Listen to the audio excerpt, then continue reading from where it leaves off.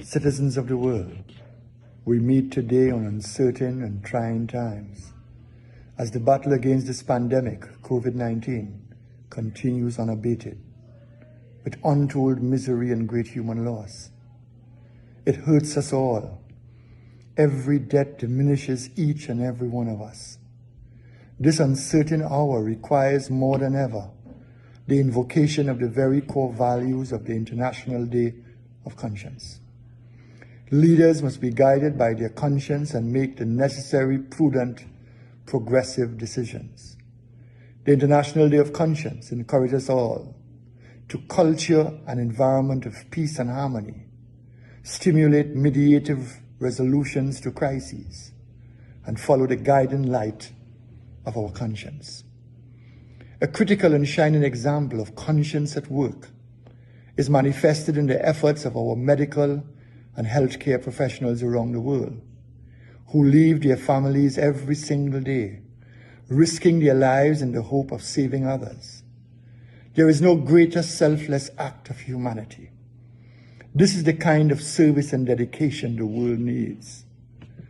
This pandemic has been a catalyst for nurturing and creating in our individual and collective lives the need for a culture of sustainable peace and universal cooperation by emphasizing the oneness of our humanity and frailty. I wish to commend Dr. Hong and FOWPAL for their astute leadership and advocacy, resulting in the UN designating April the 5th as the International Day of Conscience. FOWPAL and all its stakeholders believe that with more people's conscience being awakened, we will create a global environment that is peaceful, sustainable, inclusive, and progressive.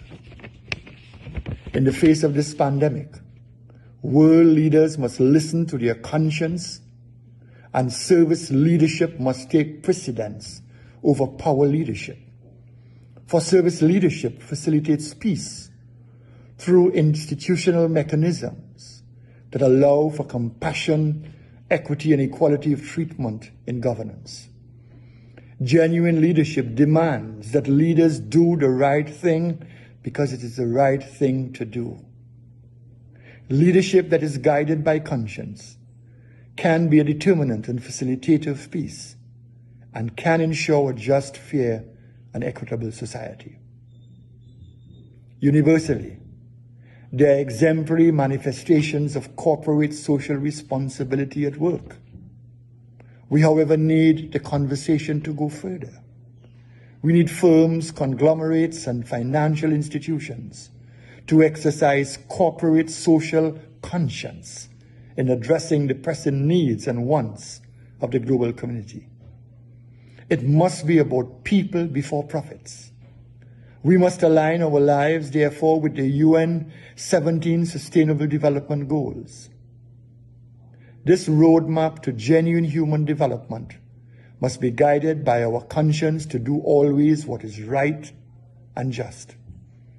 The International Day of Conscience would further empower us all to ensure the protection of human rights, due process and the rule of law, equality of treatment, integrity and accountability in governance, supporting environmental conservation, while ensuring that no one, I repeat, no one, is left behind.